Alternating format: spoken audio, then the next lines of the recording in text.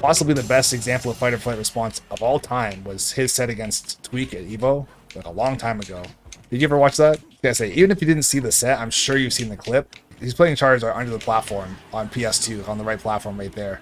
And he's in a shield like this, and MKLeo's right behind him like this, and he jumps and goes for fair one. Gonna survive. Leo has our scent out. This could go either way.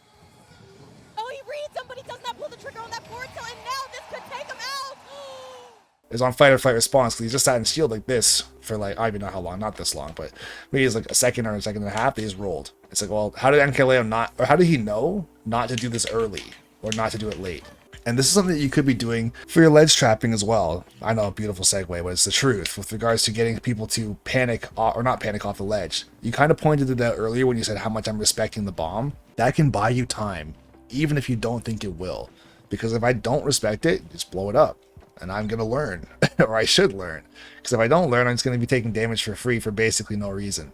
So I think there's maybe two situations ever where someone wouldn't respect the bomb. They might not respect the bomb if they themselves are, let's say, very, very good players, very comfortable working around the bomb, and they might have Z-drop combos of their own. That's one way they might not respect it, because they actually want it.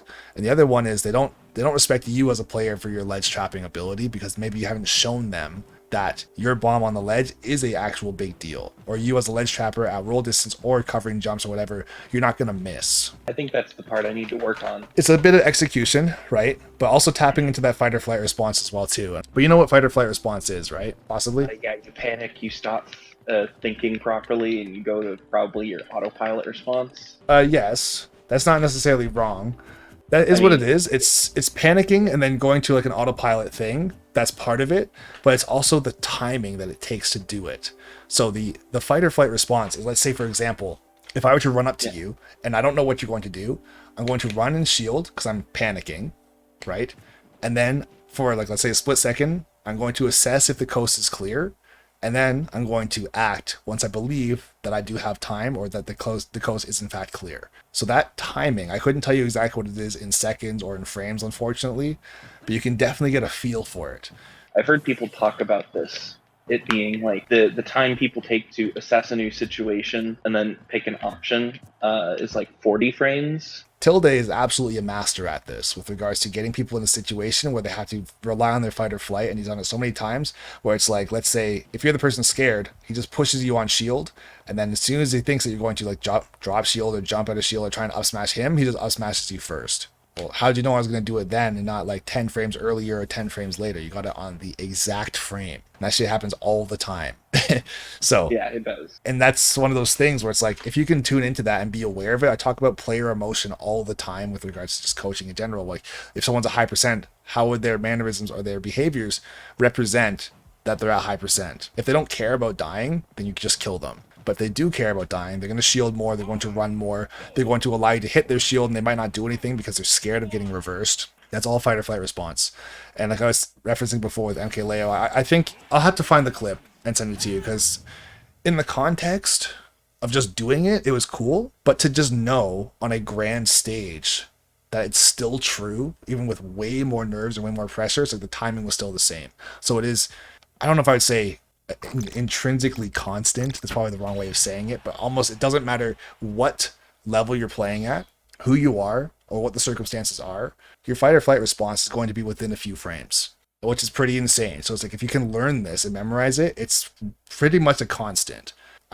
Here's the thing, I can say if it ever doesn't work, it's typically because the person didn't panic at all, or they purposely push themselves past the fight or flight because their choice was to say, you know what, although I do feel safe and I'm going to assess the situation and act, the thing that I'm choosing to act upon is staying in shield. I've even seen situations like this, and this is reminding me too, I've seen situations like this, DeBuzz versus Cola, where Cola got DeBuzz to act on his fight or flight response twice in one interaction and still killed him.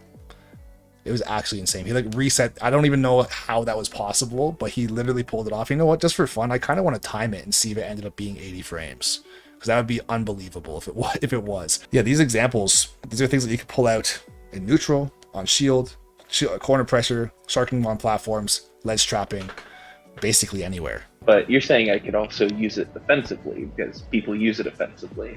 I'm not sure exactly how to train that other than just play a lot and kind of get a feel for it?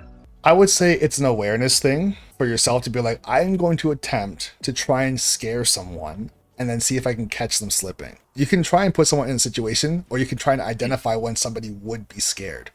So the situation... So even just like Go ahead. dash up and then dash back or something, or just dash up. There's more to it than that, unfortunately. But the number one way, or there's a couple different, I guess, components to this, but the main things are, if you're trying to get someone to be scared, they have to have a reason to be scared. Okay? So if you just try and run up and like run on someone's shield and they're at 0, they're not going to care. Or if they're winning, it's definitely not going to work. However, if it's, let's say, not even like last stock, last hit, because if you just do it and you don't care and you could also die, then it's a ballsy play, and it might work, but it's probably not going to. But the places where it would work is if I'm at very high percent, right, or if I'm on my last stock. Those are the spots where you're going to get fight or flight response to kick in, because someone, like, let's say for example, if you're at 140 and I'm at like 12, if you, let's say if we were to set up the situation here, the way that this would kick in and where I would try to identify this on the spot. So you're at 140, I'm at 12. If you were to jump towards me, and let's say you came down with a fair and then you spot dodged because you got scared, or you dash attacked, or you, let's say you ran up to me and you tried to go for up B and I shielded, right? After your up B, let's say, or maybe I didn't shield, let's say I jumped over your up B, okay? I came down like this. As soon as I see that you're in that situation, I'm going to try and push you right there, right after your up B. It might be roll, it might be shield, right? And here's the thing, just because someone's scared, I'll also say this is very important too. And this is why this is also not easy to do as well. But just because someone is scared does not mean that they're going to act in the way that you think they will. So for example, if I think you being scared equals you shielding, it might actually equal you spot dodging or jumping or throwing out jab immediately or rolling or something else. So these are things that I'd also have to try and scope out or scout out during the game or during a set to say, okay, what is this person's main panic option when something bad happens or they are kicking into that fight or flight response. If I'm constantly, let's say, putting you in bad spots where, let's say, you're air dodging and then you shield, I'm going to say, okay, that's probably one of that's going to be his fight or flight response. Like panic option is shielding, right? Because you could go like this, then immediately try and spot dodge, or you could try and jab, right? Or you could try and roll or run or whatever. But if you went like this into this, I know naturally that air dodge into shield, just hold the button all the way through. That makes sense. But you also consciously chose to not do something else. No one told you to stay in shield, right? When you landed like this, you could have rolled or you could have tried to fight or anything you wanted to, but you didn't pick that. You did pick shield because shield typically means safety. So I'd be looking for that throughout the game or throughout the set to say, okay, maybe I wasn't quick enough to get you right then and there, or maybe you're at too low of a percent. So instead of trying to like get an up smash or like push your shield and then up smash, I'm just going to grab you. I'm not going to waste the punish. I'm just going to get something else. And then in the future, let's say next time you're not like at, let's say 40 and you do something like that, or it's like down here, or you miss a tech and it's easier, or maybe you tech in place, you shield immediately. That's another good spot to find it too, is after tech situations. If you can't get there in time to punish the option that you wanted, let them do the option and just push them. Because if they tech in place, it's like, okay, he's probably going to dash attack me or try and run up and forward tilt or up smash or something. So I'm going to try not to get hit by that. I'm going to shield. If you see that, you push them and say, okay, what's this guy doing? Is he going to push me forever? Okay, well, I'm just going to do something because I want to keep playing. That's what you up smash right there. And you catch them. That whole conversation or that whole dialogue plays out in your head every single time. You might not actually say it to yourself like that, but that's what's happening. I like to think of it this way. Your fight or flight response can be easily represented in the way of crossing the street when you're younger. You get to the street, or you should do this unless you're a crazy kid. You get to the street, you look both ways, see if it's safe, and then you go. That's your fight or flight response in a nutshell. You can definitely take this away in the future. Yeah. You will definitely see it a lot, and it's almost brain dead obvious. I have a couple clips or a video I'm gonna put out in the future of me playing with some other students and having those situations happen. And it'll be interesting to see from that perspective for sure. Like I was saying as well, these things that are this fight or flight response, this is something that you're going to want to use with regards to your ledge trapping, because once again, when people have a default or a turtling option where it's like, okay, I don't know how to get off the ledge, so I'm going to pick my favorite thing.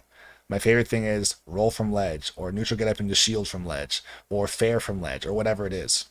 They're going to do the same thing every single time, or not every single time, but they're going to do that more often than not, provided that they are in fact scared or they don't know what to do. So if you can catch someone not knowing what to do, you can simulate that situation, or you can set up that pattern on purpose by dashing up to the ledge, for example, or throwing the bomb down at the ledge and empty hopping right beside it, so they think, oh, roll's wide open. You dash back and you get your up smash. It's going to be a mind-blowing thing for you. I'm sure you. Here's the thing. I know you get it. I'm sure you get it, and I'm sure you've seen it. But when you see it Yeah. now, you're gonna be like, bruh, Yeah, like this I is gonna be haven't so obvious. thought about using it to my advantage. 100%. You got to do it. I just feel like I haven't like optimized my like combo game or ledge trapping game enough to like warrant people being scared. But maybe that's not true. Maybe people will be scared anyway. There's ways to get people to be scared of you as well.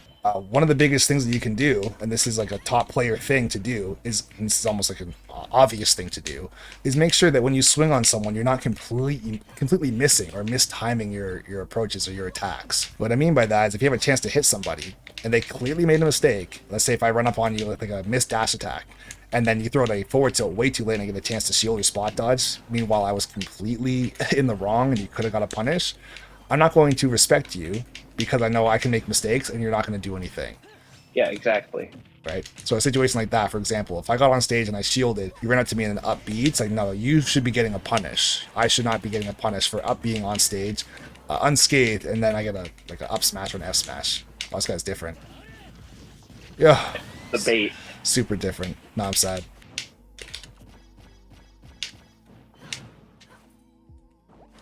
There, I got him. You did get him. I did in fact get him.